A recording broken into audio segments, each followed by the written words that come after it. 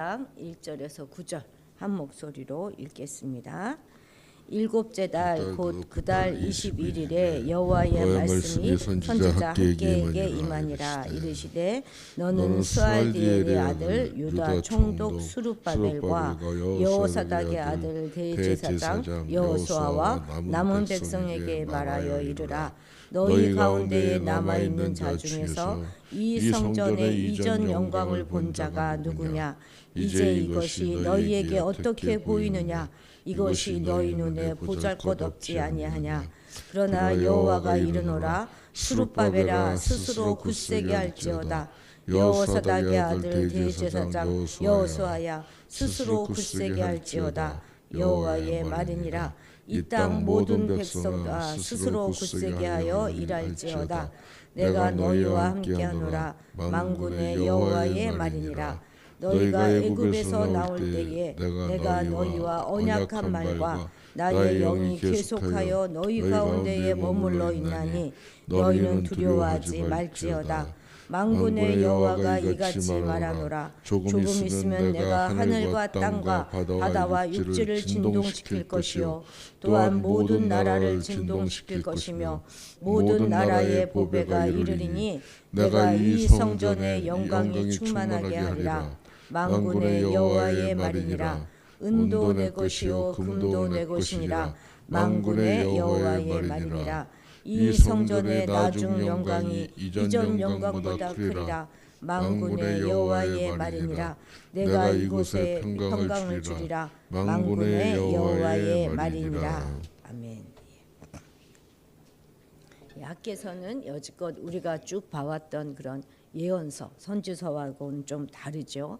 대부분의 예언서들은 다 유다 멸망기에 많이 이제 선지자들이 나타나서 하나님의 말씀을 전하는 그런 내용이었잖아요.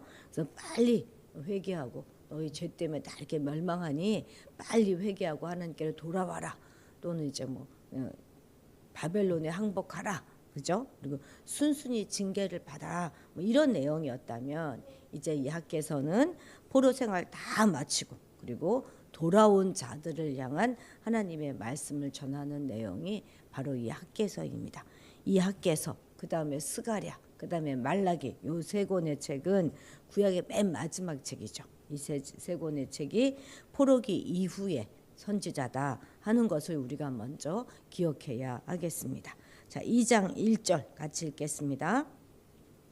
일곱째 달 곧 그 달 21일에 여호와의 말씀이 선지자 학개에게 임하니라. 이르시되 첫 번째 말씀이 다리오 왕 제2년 6월 첫째 달 초하루 6월 초하루에 임했고, 그죠? 말씀 임하고 24일이 돼서 6월 24일에 성전 공사를 다시 시작했고, 그리고 그달 6월이죠. 21일에 여호와의 말씀이 다시 선지자 학개에게 임하였던 것입니다. 자, 다시 하나님의 말씀이 임했던 그날이 7월 21일입니다. 이날은 초막절의 마지막 날이에요. 성전에 그래서 그 많은 사람들이 모여 있었죠. 귀한 공동체들은 초막절을 아주 특별하게 생각했습니다. 1차 귀환 후에 에스라가 3장 4절에 보면 초막절을 지키면서 번제 드렸어요. 그리고 느헤미야서를 가서 보면은 이제 에스라가 율법을 낭독했던 그날 역시도 초막절이었습니다. 우리가 에스라 할 때 말씀드렸잖아요. 7월에는 중요한 절기가 3개 있다 말씀드렸죠. 7월 1일이 나팔절, 그죠? 7월 10일 우리가 잘 아는 대속죄일, 그리고 이제 15일부터 일주일간이 초막절입니다. 그리고 마지막 8번째 되는 날에 큰 성회로 끝나죠. 바로 이 초막절 마지막 날 학개의 두 번째 말씀이 임한 것입니다. 그러니까 초막절을 지키기 위해서 많은 사람이 모였는데 그 사람을 대상으로 하여 말씀이 주어진 것이죠. 이처럼 초막절을 중히 여겼던 그런 귀한 공동체는 자신들의 삶을 초막의 광야에서 생활을 기념하는 거잖아요. 그러니까 광야 생활과 연결시키는 것이죠. 광야에서 그랬듯이 성전을 재건함으로써 새로운 시작을 결단하는 것입니다. 두 번째 말씀이 이제 7월 21일에 주어졌으니까 첫 번째 말씀이 주어진 후에 50일이 지나고 성전을 짓기 시작한 지로부터는 한 달 정도 지난 후의 일입니다. 이렇게 두 번째 말씀을 주신 것은 그들에게 새로운 메시지가 필요했기 때문이라는 거예요. 첫 번째 메시지를 통한 하나님의 책망과 권고는 포로 귀한 선민들의 마음을 움직였어요. 그래서 학개의 이 학개 선지자의 말씀을 듣고 곧바로 회개하고 성전 재건 공사를 재개하기 위한 준비에 착수했습니다. 그동안 16년간이나 중단되어 있던 그 재건 공사를 그 말씀을 듣고 준비하기 시작했던 것이죠. 그리고 이제 또 그 말씀을 들은 지 24일 후에 마침내 재건 공사를 시작했어요. 그죠? 그리고 막상 이제 성전 재건 공사를 위해 모이기는 하였지만 현실은 녹록지가 않았습니다. 반대는 여전했고요. 물자도 턱없이 부족했어요. 또한 재건 공사에 새로 재건된 성전의 초라함이 그들을 낙심하게 만들었습니다. 그래서 또다시 성전 공사를 중단해 버리고 싶은 그런 유혹을 받을 수밖에 없었던 것이죠. 이러한 때에 새로운 말씀을 주셔서 위로하고 격려하심으로 그들로 용기를 갖고 성전 재건 공사를 지속할 수 있도록 해주신 것입니다. 이처럼 당시 성전 재건 공사에 임한 귀한 공동체 선민들은 단 한 번만 하나님의 말씀을 들은 것이 아니라 학개 선지자로부터 4개월 사이에 4차례의 하나님의 말씀을 들어요. 또 그리고 그 사이 또 완공된 그 후에 스가랴 선지자로 통하여서도 거듭 하나님의 말씀을 듣게 됩니다.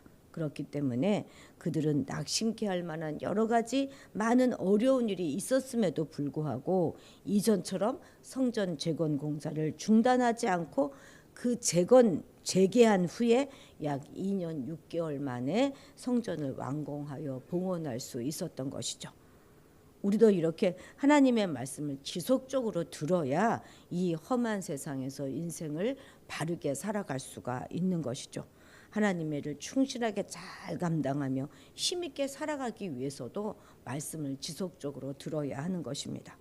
우리가 한 번 들은 말씀을 바로 행동으로 옮기기 어려운 이유가 무엇입니까? 우리가 가지고 있는 이 삶의 습관과 들은 말씀은 서로 충돌하기 때문에 그렇습니다. 말씀이 내면화되어서 우리의 습관을 완전히 바꾸려면 반복적으로 말씀을 또 듣고 또 듣고 또 되새기고 그러니까 깊이 묵상하고 그리고 현재의 삶에 적용시키려고 하는 그런 노력이 필요한 것이죠. 새벽기도에 나와서 말씀을 들어도 늘 똑같은 말씀이죠. 뭐 새로운 말씀 하는 거 뭐 있나요? 다 아는 말씀 전하죠. 맨날 똑같은 말을 하는 것 같지만 듣고 또 들어야 우리 심령 가운데 새겨지는 것입니다. 반복하여 듣고 마침내 우리의 삶이 변화되는 그런 성도님들이 되시기를 바랍니다. 자, 우리 3절도 같이 읽어보십시다. 너희 가운데에 남아있는 자 중에서 이 성전의 이전 영광을 본 자가 누구냐? 이제 이것이 너희에게 어떻게 보이느냐? 이것이 너희 눈에 보잘것없지 아니하냐? 하나님께서 두 번째 메시지를 시작하면서 이러한 질문을 던지신 것은 바로 이 두 번째 메시지를 주셔야만 했던 그 이유와 깊은 연관이 있습니다. 그러니까 바로 포로 귀한 선민들 중에는 그들이 재건하고 있는 그 성전과 관련하여서 불평과 불만을 토로하는 사람들이 있었다는 거예요. 물론 그 숫자는 많지 않았겠죠. 나이가 많으신 분들이 이전에 봤었을 테니까. 문제는 그들이 솔로몬 성전의 웅장함과 화려함을 너무 잘 기억하고 있었기 때문에 그들이 짓고 있는 이 제2성전이 얼마나 초라한가 뼈저리게 느끼고 있었다는 것이죠.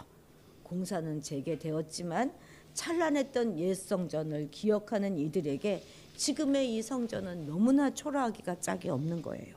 그들의 실망과 한숨은 이제 겨우 시작된 이 재건 노력에 찬물을 끼얹었습니다.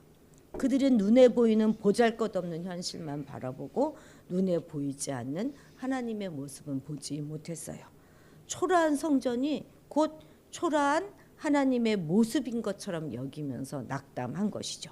그들은 하나님의 진정 바라시는 것이 건물의 재건이 아니라 공동체의 재건이다 하는 것을 생각하지 못했던 것이죠. 그리고 이들의 낙심과 불만은 거기서 끝나는 게 아니잖아요. 그죠? 다른 백성들에게 전해졌고 가까스로 시작된 이 성전 재건 사역은 또다시 위기를 맞게 된 것처럼 보입니다. 그래서 하나님께서 이 두 번째 메시지를 주시지 않을 수 없었던 것입니다. 사실 이들의 감정과 불편이 전혀 근거가 없는 게 아니잖아요. 그래서 더욱더 공동체에게 위협이 되는 것입니다. 우리는 이러한 사실을 통하여서 성도 개인의 불평이라든지 불만, 원망 이런 모든 것들이 다른 성도와 교회 공동체에 얼마나 악한 영향을 끼치는가 하는 것들을 반드시 깨달아야 합니다. 성도 개인의 불평이라든지 불만, 불신앙의 말은 그 자신에게만 해가 되는 게 아니라 누룩이 밀가루 전체를 부풀게 하는 것처럼 하나님 백성 공동체 전체를 불신과 불만과 원망으로 오염시키는 그런 결과를 초래합니다. 그렇기 때문에 우리 성도들은 어떠한 상황에 처하든지 또 누구에 대해서든지 불평과 불만의 말을 삼가하는 것이 옳습니다. 또한 내가 가진 조건만 바라보고 미래를 대해서 실망해서도 안 될 것이죠. 시작한 일이 진전되지 않고 답보 상태에 머물러 있다 하더라도 결코 우리는 실망해서는 안 됩니다. 우리가 믿음 안에 든든히 서 있기만 한다면, 그리고 서로 하나가 되어서 소망을 갖고 있다면 하나님께서는 반드시 그 일에 대한 가치와 의미를 드러내 주실 것입니다. 4절 같이 읽겠습니다. 그러나 여호와가 이르노라 스룹바벨아 스스로 굳세게 할지어다. 여호사닥의 아들 대제사장 여호수아야 스스로 굳세게 할지어다. 여호와의 말이니라. 이 땅 모든 백성아 스스로 굳세게 하여 일할지어다. 내가 너희와 함께하노라. 만군의 여호와의 말이니라. 하나님은 지금 스스로 굳세게 하라 하는 격려의 말씀을 주시는데요. 스룹바벨에게 또 여호수아에게 그리고 포로 귀한 선민 공동체 전체를 향하여 각각 말씀해 주시고 계십니다. 그러니까 동일한 표현을 삼중적으로 사용하여서 강조하시면서 말씀하시는 것이죠. 너무나 자상하신 하나님 모습 아닙니까? 그냥 너희들은 스스로 굳게 해라 이렇게 말씀하지 않으시고 한 사람 한 사람께 이름을 불러주시는 거예요. 자, 한 사람 한 사람 불러주시면서 스스로 굳세게 해라, 굳세게 하라 이렇게 말씀해 주십니다. 그런데 이렇게 굳세게 할 수 있는 그 근거가 무엇입니까? 그것이 바로 내가 너희와 함께하노라 하시는 하나님의 약속인 것입니다. 오늘도 이 약속 꼭 붙잡으십시오. 이스라엘이 보아야 하는 것은 짓고 있는 그 보잘것없는 그 집이 아니라 그들과 함께 하시는 하나님이시라는 거예요. 초라한 성전을 바라보고 우리의 미래가 하찮을 것이다 이렇게 단정짓는 사람은 정말로 어리석은 자입니다. 만군의 여호와 강하고 능하시며 신실하신 하나님께서 그들과 함께 계시기 때문에 그들은 두려워하지 말고 스스로 굳세게 하여 성전 건축에 임할 수 있는 것이죠. 그렇습니다. 우리 하나님은 당신의 종과 백성에게 사명을 주실 때 그냥 주시는 것이 아니라 그들과 함께 해주시는 거예요. 하나님께서 함께 하신다 하는 것은 하나님께서 완전하게 보호하시고 완벽하게 도우신다 하는 것을 의미하는 것입니다. 만군의 하나님께서 함께 하시는 사람에게 두려워할 것이 뭐가 있겠습니까? 만군의 하나님이 함께 하시면 아무도 해할 수 없고요. 또 능치 못할 일도 없습니다. 우리도 주님의 뜻에 이 일이 합당한 일이다 이렇게 믿는다면 마음을 강하게 하여 우리가 진행해야 하겠습니다. 보이는 현실보다 더 크신 우리 하나님을 바라보며 오늘도 살아가시기 바랍니다. 자, 이제 6, 7절 같이 읽겠습니다. 만군의 여호와가 여호와가 이같이 이같이 말하노라. 조금 있으면 내가 하늘과 땅과 바다와 육지를 진동시킬 것이요 또한 모든 나라를 진동시킬 것이며 모든 나라의 보배가 이르리니 내가 이 성전의 영광이 충만하게 하리라. 만군의 여호와의 말이니라. 아멘. 하늘과 땅과 바다와 육지를 진동시킬 것이요 또 모든 나라를 진동시킬 것이다. 이 말씀은 우리가 하나님께서 이 땅에 강림하실 때 동반되는 그런 현상 중에 하나이잖아요. 예, 하나님께서 장차 완공될 이 제2 성전에 임재하실 것을, 그들의 눈에는 초라하게 보이는 그 성전에 임재하실 것을 말씀하시는 것으로 볼 수 있습니다. 더 나아가 이제 국제 질서의 변혁 또는 재편을 말씀하고 계시는 것인데요. 지금 이 하나님의 성전에 영광이 충만케 된다 하는 것은 곧 이스라엘이 번영하게 될 것이다 하는 것을 우회적으로 말씀하고 있는 것이기도 합니다. 그런데 그런 일이 언제 일어나요? 조금 있으면 일어날 것이다 이렇게 말씀하십니다. 이는 그날이 멀지 않았다 하는 것을 시사하는 것이면 동시에 그날이 이르기까지 포로귀한 선민들이 모든 어려움을 인내하며 그들에게 주어진 사명, 거기에 또 무슨 사명이에요? 성전 건축 사명이죠. 그 성전을 중심으로 하는 바른 신앙 공동체 재건에 매진해야 한다 하는 것을 권면하고 계시는 것입니다. 우리는 이러한 사실을 기억하고 하나님의 때가 이르기까지 인내하면서 선을 행하며 살아가야 하겠습니다. 하나님의 약속을 굳게 의지하되 절대 낙심하지 마시기 바랍니다. 이제 곧 모든 것은 이루어집니다. 자, 8절 9절 같이 읽겠습니다. 은도 내 것이요 금도 내 것이니라. 만군의 여호와의 말이니라. 이 성전의 나중 영광이 이전 영광보다 크리라. 만군의 여호와의 말이니라. 내가 이곳에 평강을 주리라. 만군의 여호와의 말이니라. 아멘. 이 만군의 여호와의 말이니라, 이 말이 무려 3번 나오고 있죠. 그 앞에 7절도 바로 이 말로 끝났으니까 이 짧은 요 두세 절 속에 4번이나 나오고 있는 것입니다. 그만큼 만군의 여호와의 그 말이다, 이걸 강조하고 있는 것인데요.